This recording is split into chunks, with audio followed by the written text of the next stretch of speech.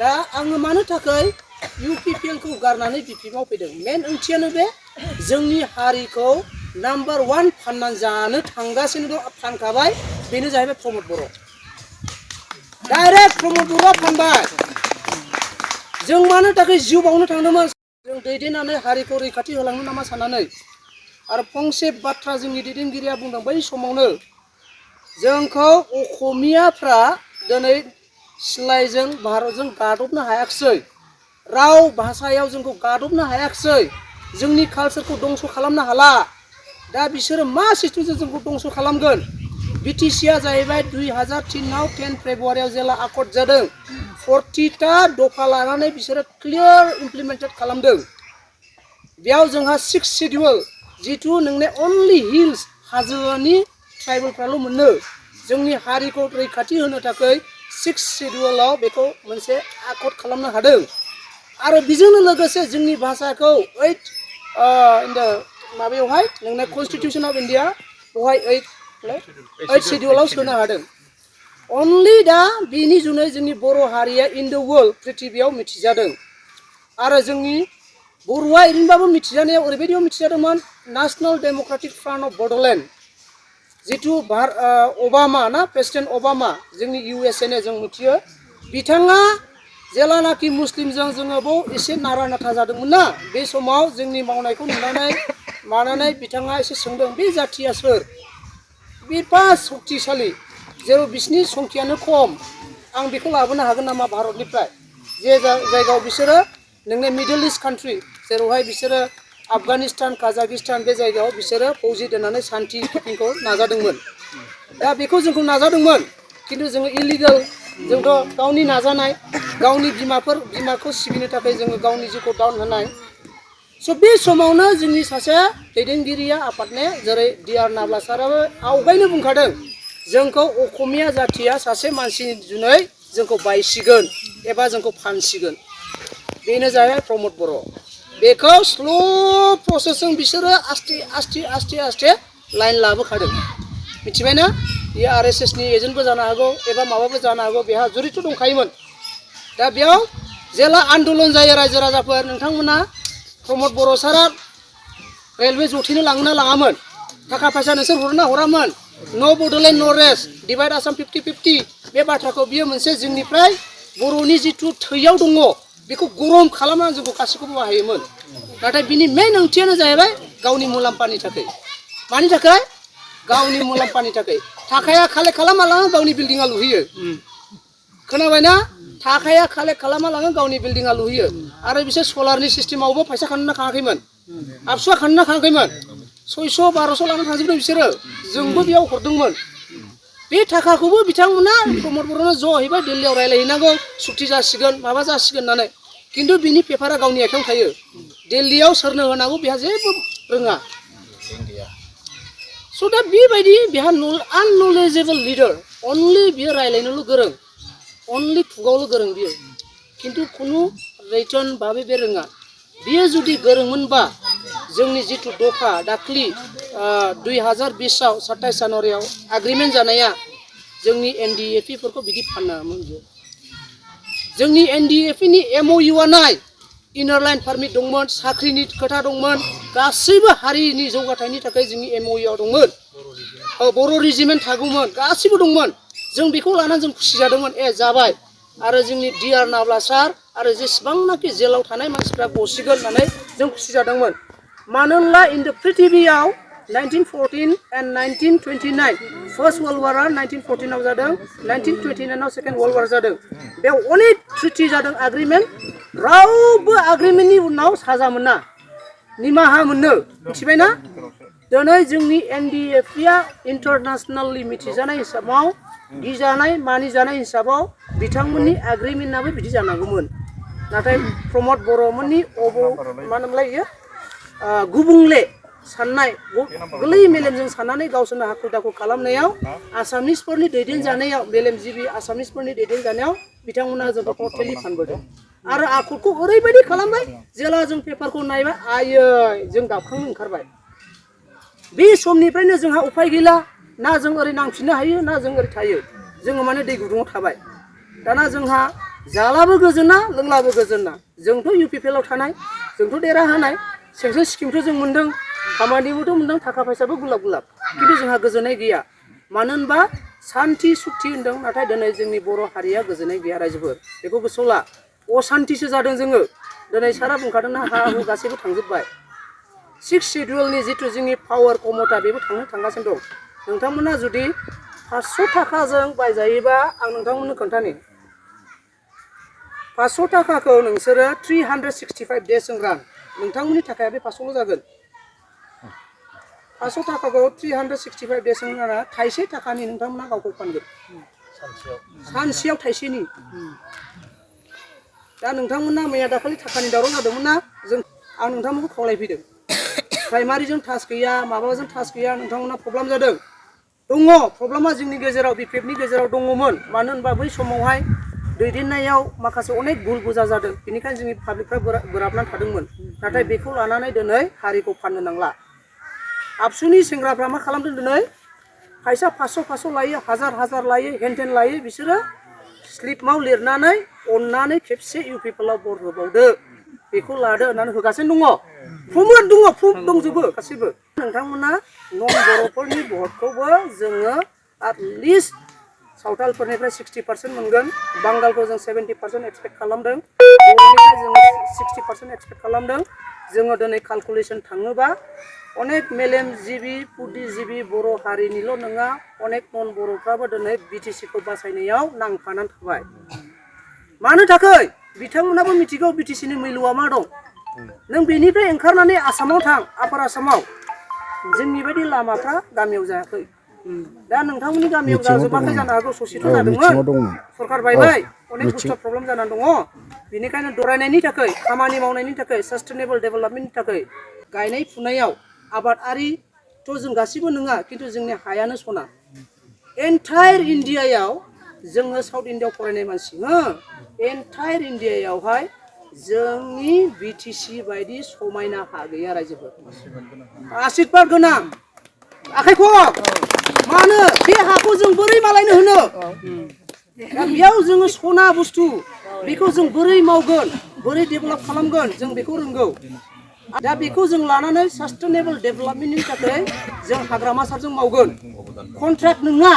कन्ट्राक्टरफ्रा लामा थामा हेनटेन जौगाथायखौ बिसोर मावगोन खिन्थु जोङो जाहैबाय लाइमोन इउथ बेखार मानसिफोरनो हालुवाफोरनो बोरै जौगाथाय होगोन बोरै जों जौगाथायखौ लाबोगोन बेखौ जोङो मावगोन दिनै जोंनि दैया बोहैनाय दै ना रिसोर्सेस होनो इंलिसाव रिसोर्सेस माने जे बुस्थुआ जोंनि सम्पति नाम्बार 1 दैयानो जोंनि ना दैयानो जोंना आखाइजों ओरै बोखांना जों लोंनो हायो हायोना हाया खिन्थु दस्रा जायगायाव नों बे दैनि बोहैनायखौ नों लोंनो हाया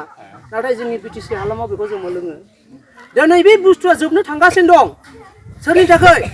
फेरेंगानि अबहेलानि थाखाय मिथिबायना फेरेंगाया दिनै मोनबैसे समिल होदों दंफां हाखावग्रा मा इमप्लिमेन्ट होदों बियो मानसिफोरनो न'खर साख्रि होनो होनदों बिसोरो मा होदों दिनै जोंनि दंखानाय सम्पतिखौ हाग्राखौ दानफायनानैसो बिथांमोना दिनै समिल खुलिनानै हाग्राखौ फोजोबलांनो हमदों जुदि हाग्राया थायाबा जों दिनै थान्दा थानो मोनदोंना जोंनो दुंहाव जाजोबगोन जे दै गोग्गो बोहैदों बे दैया राननो थांगासिनो दङ खोनासं बुहुमाव नेचारहा गासैजों कानेक्सन दंजोबो नांथाजोबो जुदि नोंथांमोना बे बुहुमखौ फोजोबना लायोबा जोंनाबो बेमार आजारा बांगोन दा जों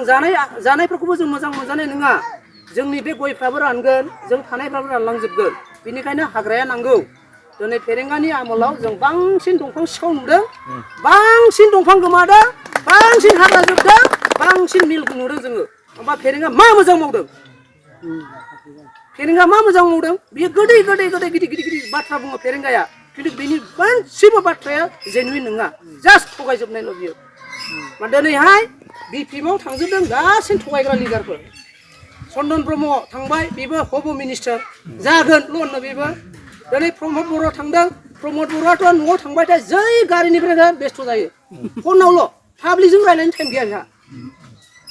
दिनै फेरेंगा बायदिनावबो थां सोरबा सासे माबा मोनसे बेहाय आंनि हिन्जावानो अमा मैयासो फानदों होननानै बियो बुंनो रायहरो होमबा बोरै पाब्लिकनि मोजां मावनो रायजोफोर नंगौना नङा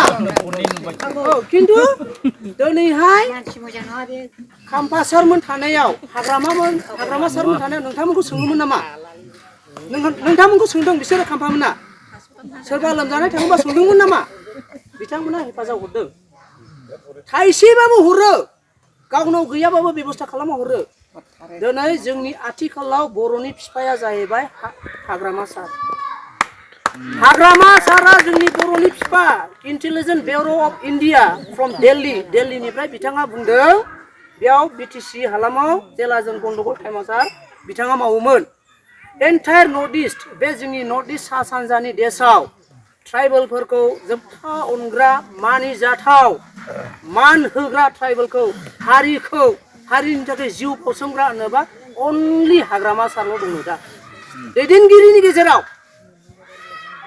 बे बिथाङा बुंदों जों नङा बर'आ बुङाखै बिहा जोंनि डिआर नाब्ला सारखौबो बख'नायनि खोथा दङ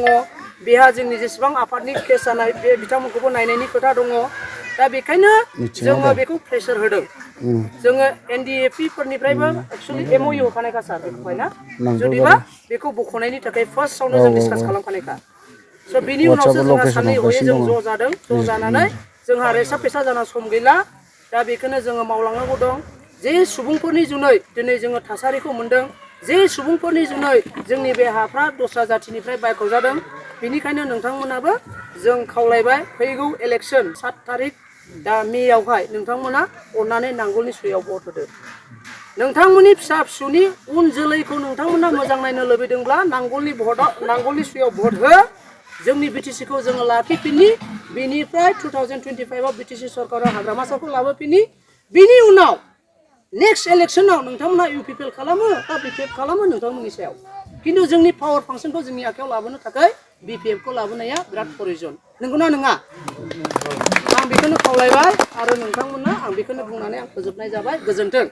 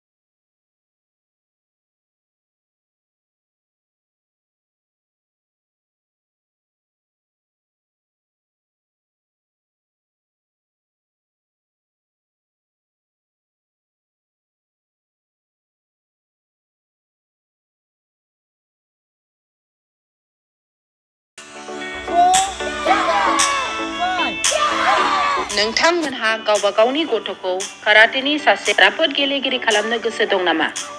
हादरसायारि, हादरारि, हादर गेजेरारि थाखोसिम गेलेग्रा खालामनो गोसो दंब्ला नोंथाङा गोबाव दा खालामसै। सासे राफोद रोंखा-राखा काराटे गेलेगिरि खालामनो थाखाय नोंथाङा जानजि खाफ्रादो आरो मुं थिसनहैदो गलामगुरि काराटे एकाडेमियाव। रोखा खौरांनि थाखाय 8720903713 मबाइल नाम्बाराव कन्टेक्ट खालामनो हागोन। बेबायदिनो बड'